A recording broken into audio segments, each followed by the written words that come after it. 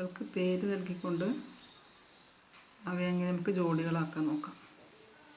ഇവിടെ പേര് കൊടുക്കുകയാണ് ABCD. ഇതിന് X എന്ന് കൊടുത്ത് ഇവിടെ Y, ഇവിടെ P, ഇവിടെ Q. അപ്പോൾ സമാന്തര വരകളെ ഒരു ഛേദം കൊണ്ട് ഖണ്ഡിച്ച് മറ്റൊരു വര കൊണ്ട് മുറിച്ച് കടന്നുപോയി. അപ്പോൾ ഈ CD അത് മുറിച്ച് കടന്നുപോയത് ഈ ബിന്ദുവിൽ. അപ്പോൾ അവിടെ P എന്ന പേര് കൊടുത്തു. AB Q എന്ന ബിന്ദുവിലാണ് കൂടിയാണ് മുറിച്ച് കടന്നുപോയത്. അപ്പോൾ അവിടെ Q എന്ന് പേര് കൊടുത്തു. നമുക്കിതിന് നമ്പർ കൊടുക്കാം. 1, 2, 3, 4. നമ്പർ ഏത് രീതിയിൽ വേണമെങ്കിലും നമുക്ക് കൊടുക്കാം. 6, 7, 8. ഇനി നമുക്ക് സമാന കോണുകൾ അല്ലെങ്കിൽ കറസ്പോണ്ടിങ് ആംഗിൾസിനെ ജോഡികളാക്കാം. 2ൻ്റെ ജോഡി ഏതാ വരിക? 6. സമാന്തര രേഖ ഒരേ വശത്ത് ഒരേ സ്ഥാനത്ത് 2ൻ്റെ അതേ സ്ഥാനത്ത് വരുന്ന കോണ് 6. അപ്പോൾ ജോഡി 2, 6. 2ൻ്റെ പേര് നോക്കാം. XPD, DPX. ഇതാണ് ഒരു കോൺ. Angle XPD. അതിൻ്റെ ജോഡി നമ്മൾ ഏതാ കണ്ടെത്തിയത്? 6. അപ്പോൾ 6 എന്താണ്? 6 എവിടുന്നാണ് തുടങ്ങുന്നത്? ഇവിടുന്നല്ല തുടങ്ങുക, ഇവിടുന്ന്. XQB. Angle XQB. XQB ഈ ആംഗിൾ. അപ്പോൾ അത് രണ്ടും ഒരു ജോഡി സമാന കോണുകളാണ്.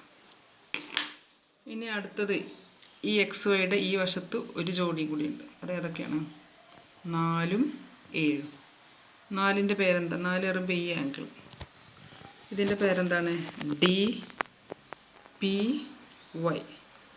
Angle DPY. ജോഡികൾ 4ഉം 7ഉം. 4, 7. Angle DPY. DPY. അതിൻ്റെ ജോഡിയായി വരുന്നത് 7ആണ്. അപ്പോൾ 7ൻ്റെ പേരെന്താ? BQY. അല്ലെങ്കിൽ എങ്ങനെ പറയാം? YQB. എങ്ങനെ പറയുകയാണെങ്കിലും നടുവിൽ ഏത് വരും? അതിൻ്റെ ശീർഷം Q വരും. BQY. അപ്പോൾ 2 ജോഡിയായി. ഈ XY എന്ന ലൈനിൻ്റെ ഈ വശത്ത് ഇപ്പോൾ 2 ജോഡി കിട്ടി. അതുപോലെ ഈ വശത്തും 2 ജോഡി ഉണ്ട്. ഇവിടെ ആദ്യത്തെ നമ്പർ ഇവിടെ 1. 1ൻ്റെ ജോഡി ഏതാ വരിക? അതേ സ്ഥാനത്ത് അതേപോലത്തെ പോവാം. 5. മുകളിലുള്ളതിൻ്റെ ജോഡി താഴ്ത്തിയിലാവും. അതും കൂടി മനസ്സിലാക്കട്ടെ. ഈ 4ത്തിൻ്റെയും ഓരോ ജോഡി, ഒരു ജോഡി ഒന്നുപടി അതിൻ്റെ ജോഡി താഴെ പടിയാണ് വരിക. അത് ഒരേ സ്ഥാനത്ത്. 1ൻ്റെ അതേ സ്ഥാനത്ത് വരുന്ന 5. അപ്പോൾ 1ൻ്റെ പേര് നോക്കാം. XPC അല്ലെങ്കിൽ CPX. Angle XPC.